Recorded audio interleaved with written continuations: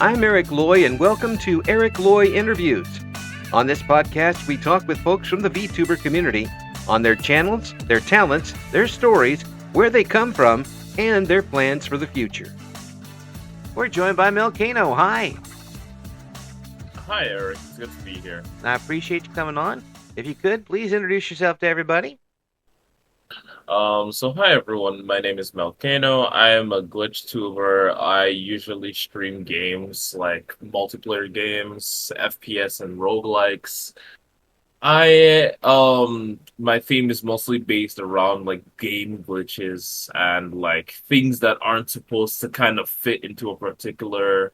They're not supposed to be there, but they are there, and they kind of just make the game a lot more interesting. And that's basically what my whole shtick is. I'm here to try and make things a bit more interesting. So you're basically a cheat code finder.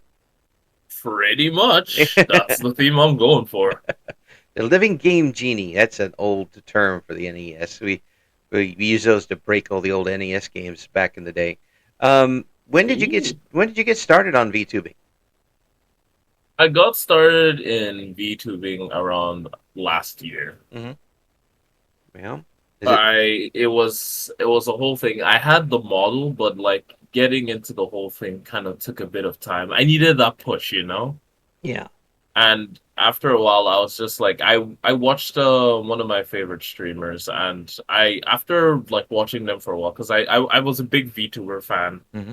Love everything about VTubing, and I just kind of saw how happy they were. And I think one of my favorite VTubers did say something that really lit the fire under my butt, and I was like, you know what?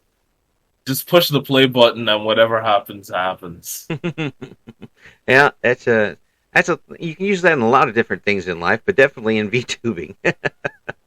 Yeah. Get on there and see how it works. And once you did press that play button, was it easy for you to get started?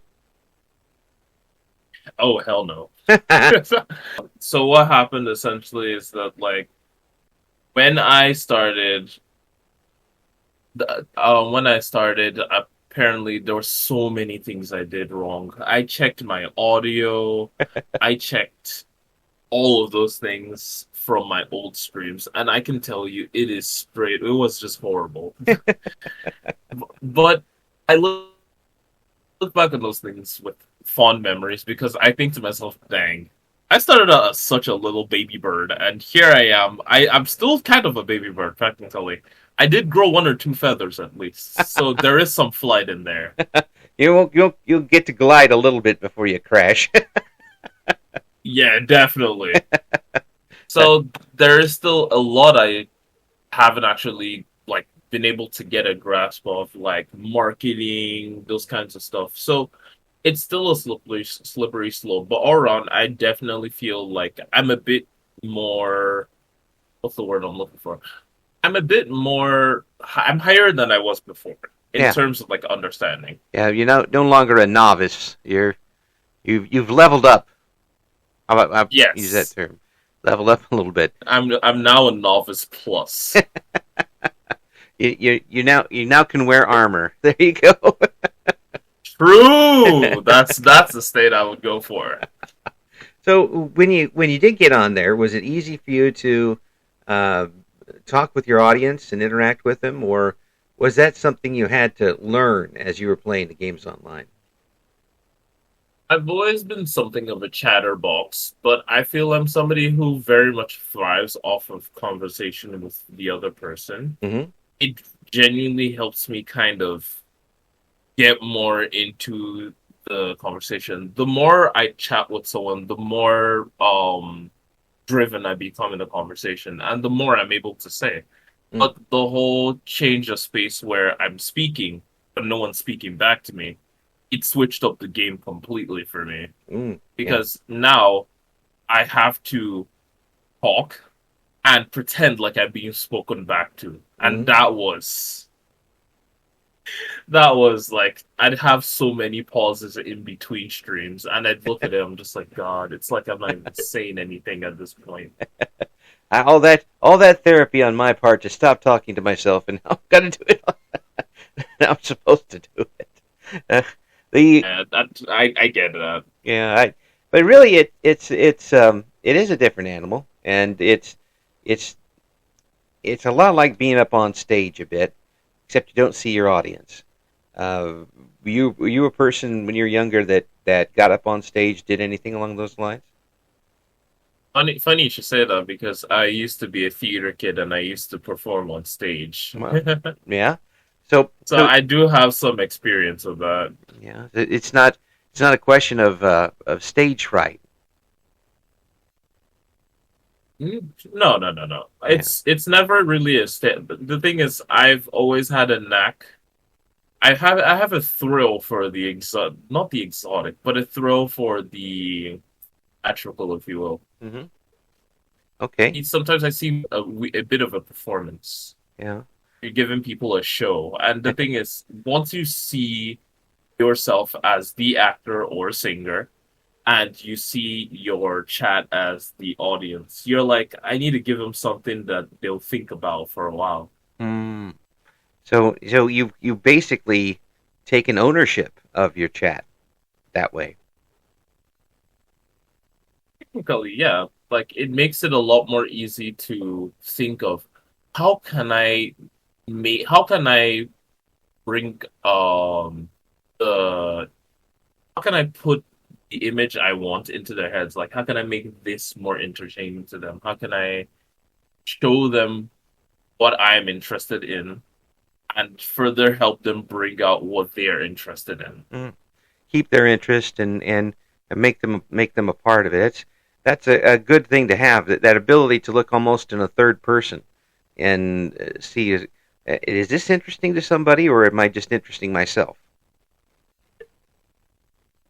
I do feel technically that like being able to make yourself like also interesting to other people is also part of VTubing to some degree.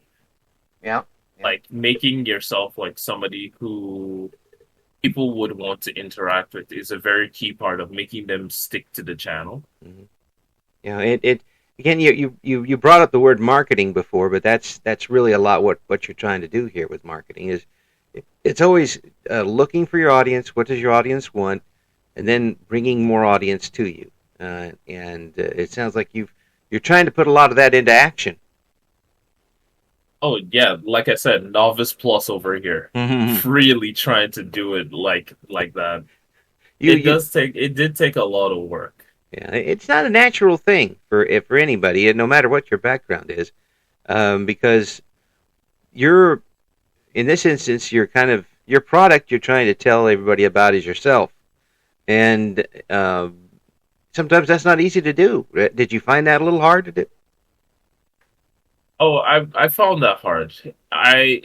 The fact that I even have most people on my channel now, it was very hard. Most of them I had to were close friends, Mm-hmm. and because they didn't know me in real life, they said that like, "Oh, your VTuber is just you, but cranked to 11." I was like, "Yeah, pretty much."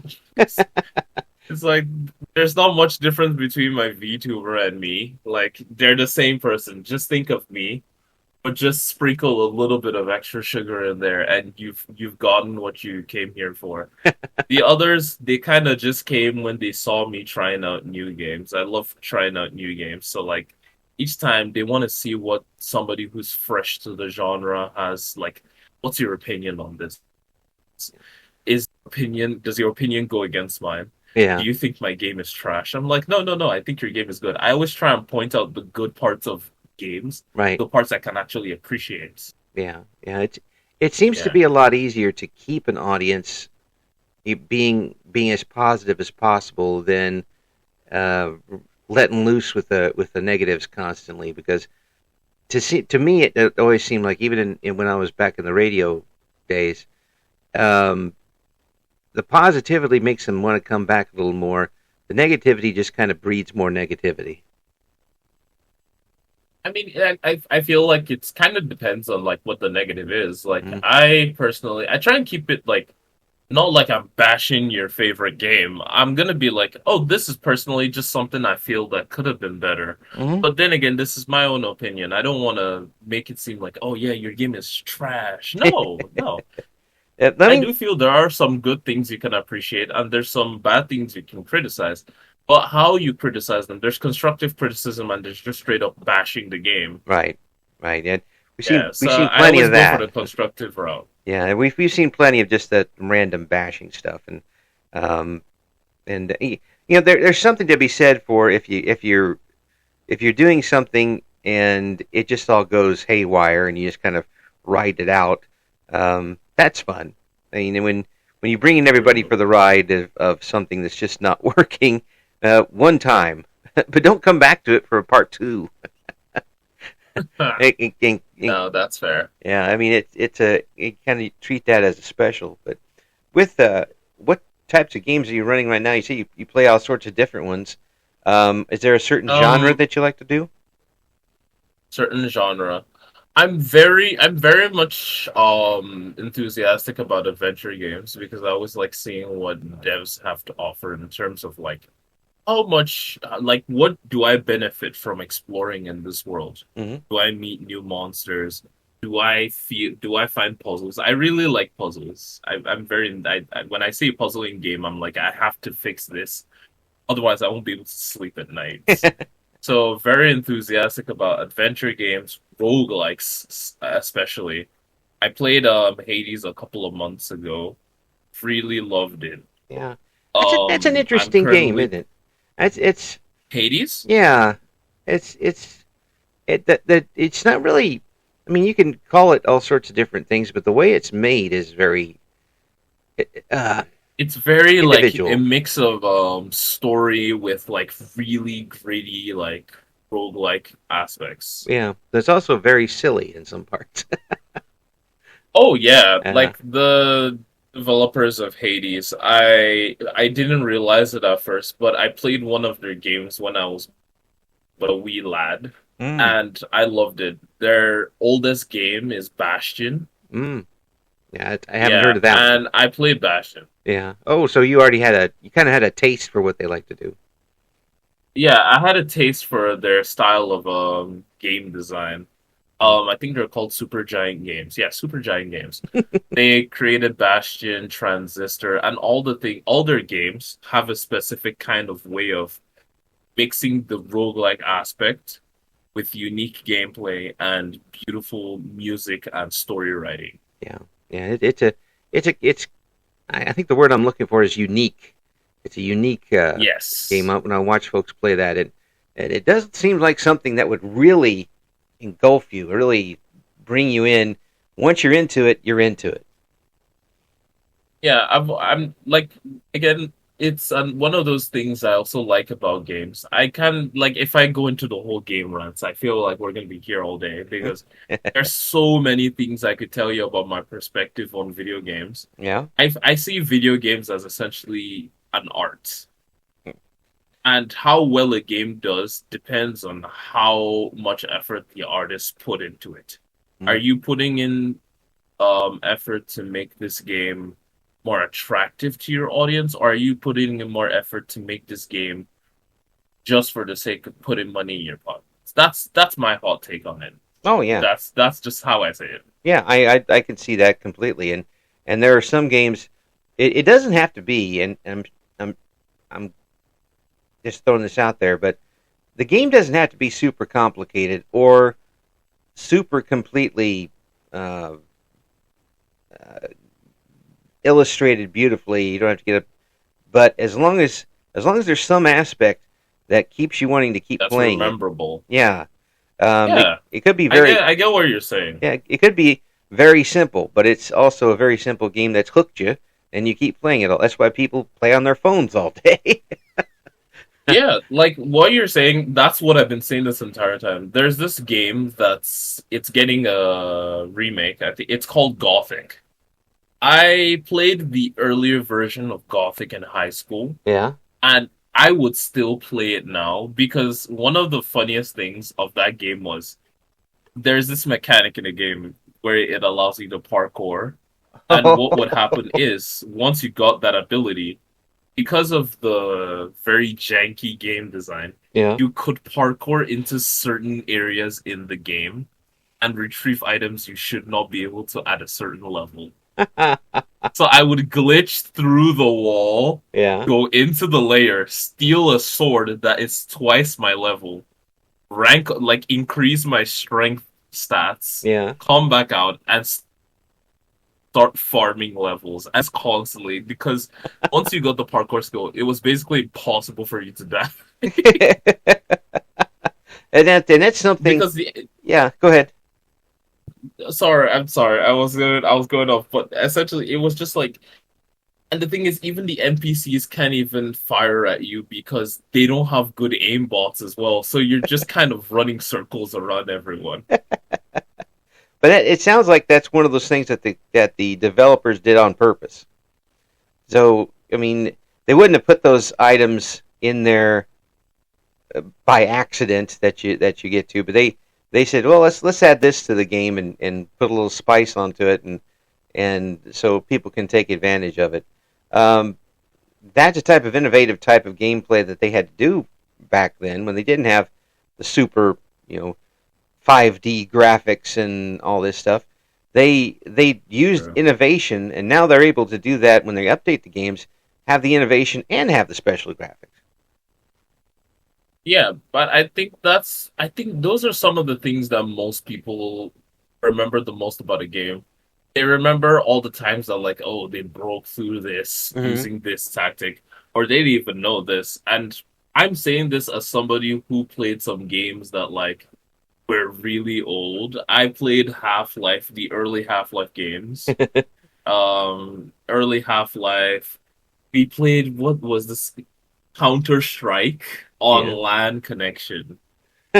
We if you told anyone what LAN was now, some people would be like, what is this LAN you speak of? I'm just like, oh, how you forgotten the golden ages. Yes, yes. Well, it sounds like you've made a habit out of trying to find those extra glitches. Being a glitch streamer. Definitely. Because those are the things that like really spice up a game, Mm. especially when it's unexpected and it just happens. Like when there's this enemy that's definitely too powerful for you, and then the enemy hits us the wall a certain way and suddenly can't move, and you're like, "Welp, I am a gambling man, and I see that all the cards are in my favor right now, Yep. so let's run with this." All the chips on the table and just keep smacking him for 2 damage until he dies. I'm all in. The first time I ran across something like that was back in the 80s, and I had a Commodore 64 computer, which was um, I used that until it couldn't run anymore. And there was a Ooh. Dungeons and Dragons type game that was well, it was Dungeons and Dragons, and we come into a room, my party of 6, and the room is full of beholders and uh, Oh, super beholders. super high So cool. clerics and archers, and I am completely surrounded, and there is absolutely no way I'm going to win. Um, but the room is absolutely full of them. So I'm like, well, let's see what happens, and it only takes a couple of rounds, and the screen goes dark, and it says, "You win." I'm like, what are Ooh. you talking about? I barely touched anybody. What happened was one of the beholders turned my cleric. So the game figured that the cleric was on their side, ended the battle when all my other people died, but my cleric was still alive at the end. So I won. I see this as an absolute win. Tech. Oh yeah, I got all that experience points, all of that ridiculous loot that they had on them, and I love that entire thing just from hearing it. oh, it was, and I'm beside myself. I don't know, it was probably 3 o'clock in the morning when I was playing it, and I'm like, how in the world? I didn't even touch them. And there was another treasure room right behind it, and I was just like filled up with this ridiculous treasure.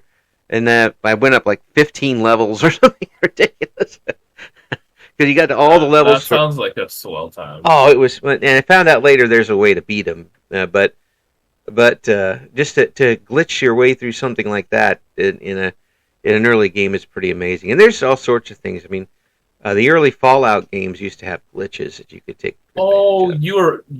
the fact that you've just mentioned Fallout has done so much to my brain right now. I am a really big Fallout fan. I Yeah. haven't played the deeper earlier ones, but I'm gonna sound like a very basic guy over here. Hmm. But again, my favorite has been New Vegas and Hmm. 4. Oh yeah, I haven't gotten 4 on a computer that'll run yet with it, but I jumped back into it a couple years ago with 3 in New Vegas, and I have now played every glitch I could possibly find and played every cheat code, Oh, and it's just a lot of fun. And I played 1 and 2 until I couldn't play them anymore back in the day. Um, uh, if you get a chance I to do that, bought 3 on Steam, but yeah, I've been unable to run it ever yeah, since. I got them all on Steam. It was like some ridiculous sale. If you get a chance to do 1 and 2, have you done 1 or 2? I got 1 and 2 for a friend for their birthday, but I've never actually played it. I've Yeah, seen how it plays, yeah, though. it's very different. Uh, it's turn based, and I there's saw. all sorts of things. It is be prepared for something a little different because it's not going to be anywhere near like New Vegas, but it's still the same universe, which makes it kind of odd. Yeah, I do see that like the gameplay plays different, but like the story is very much in the mix of the world building. It's the same as the world building, just different playstyle. Yeah, yeah.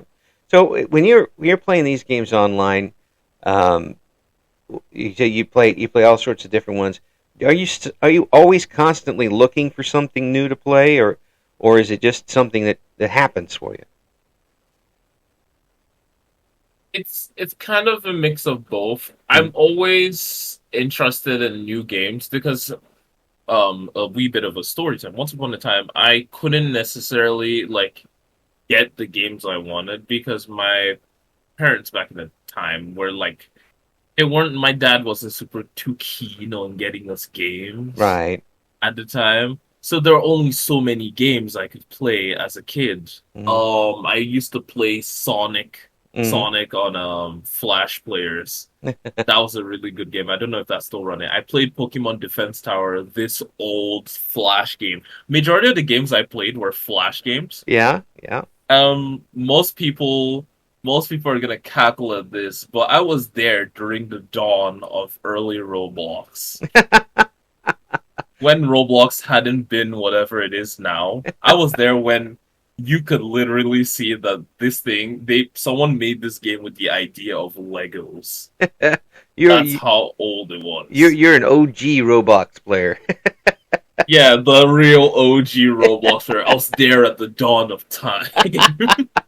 The dawn of Roblox And that's time.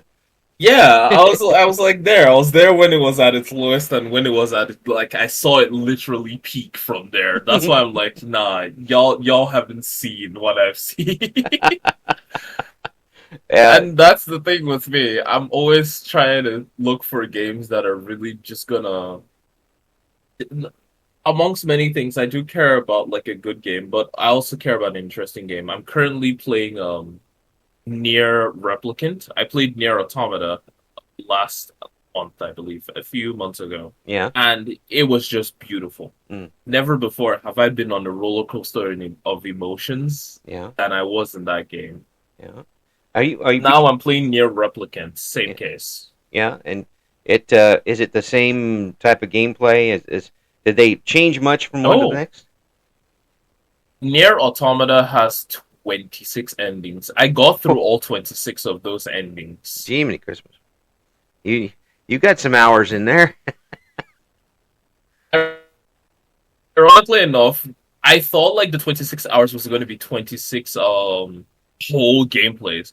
But the funny thing about the structure of the game is that you can get all 26 endings by doing the things you normally wouldn't do. Because, for example, I've played Undertale twice, thrice now. Right. And you know how in Undertale, essentially in Undertale, like when you choose a specific choice, like that gets switched up a little bit. Like it's like you do this, you leave one character alive, you kill some of these characters, you get this specific ending. Right. That's how it is with Nier Automata. Mm. And the thing is, because I have that Undertale mindset of, oh, I'm the good guy, I need to do these things because it's the right thing to do. Well, Nier Automata, most of the ways to get some of the endings requires you to do the thing that your good side wouldn't do. The- And it was so heartbreaking to me eh, because I was like, no, I don't want to have to do this, but I do for the ending. I haven't got ending 37 yet. I've got to kill everybody in this room a There certain was a way. mission like that. Mm. That's It was beautiful though. It was really good story writing, and the gameplay was nice. it sounds like you're having a lot of fun with this. And I mean, what would you be doing if you didn't have VTubing? What would I be doing if I didn't have VTubing? Well, I do draw Uh-huh. like from time to time. I post some of my drawings on Twitter and stuff like that, and I also paint Hmm. on the side. Yeah. So I've always been somebody who was interested in crafting. It's been a long time, but the Kano in my name, Hmm. the Mel, I kind of just was like, I just want Mel in front of my name. But the Kano in my name, I've forgotten where I retrieved it from. I'm trying to remember whether it was Greek or German. I always knew that I always liked to pick a name from Greek or German or Yeah. maybe French because I thought it was cool. Yeah. But the Kano was supposed to mean creates. Ah. Yeah, I've Latin, always been someone maybe. who loved creating and crafting. So I was like, okay, why not just chuck that into my name? It was either that or my first idea for a name. I'm trying to remember. I think it was supposed to be Mel Works. Mm. Yeah, I was just like, nah, it's not rolling off the tongue though. Yeah. Sounds like you'd be like Bob the Builder. When Yeah, that's why I was like, that doesn't seem I'm right. going to build a table now. No, no. Yeah, I mean it's good to see that you're enjoying yourself with it, and it's been you've been able to get a good following, good folks, bunch of folks that are showing up each time. Every now and then. Well, yeah, that's Different people like different passions. All around, the people I've met in the community have just been straight up lovely. yeah, Some of them are very helpful. Some of them give you advice. Some of them are just like, "Whoa, be careful, that's a bot." And yeah. I'm like, "Well, me with my little novice plus brain, I'm like, oh, they seem so nice though." Yeah, I get that every once in a while. I work at a police station, and someone will call up. I gave them $3,000 online. I thought they were very nice. Well, they were very nice. Now they're very, very Oh, nicely spend all your money.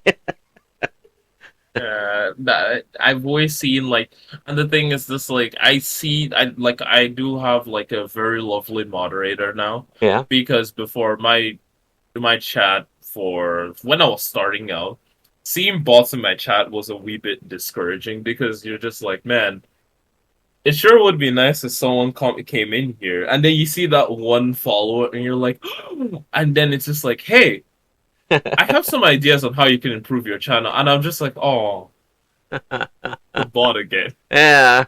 Thanks. Thanks. I'm just like, man, I wish I could. And the thing is, because I'm so busy on trying to really come off as authentic in my video, Yeah. I'm like, I don't have time to remove you from my screen. Everybody, So I please. just kind of leave them there. Yeah. Everybody, just kind of just ignore that guy. Just Yeah, pretty yeah. much. Well, they're not going to ignore you. They're going to enjoy what you got to offer. We're going to have the links to what you got going on in the description for this interview. I thank you so much for coming on, and you get Thank you so much for having me. when you get some big events coming up in the future, let us know so we can do updates for everybody. Okay? Okay, thank you so much for this opportunity. This was a lot of fun, and I love stuff like this. I've always thought to myself, man, I'd like to join one of those one of these days. I appreciate you coming on, man. Was like it was happy. I was just glad to be here. Thank you so much. Thank you for listening to Eric Loy Interviews. Join us again next time when we talk to another member of the always interesting VTuber community.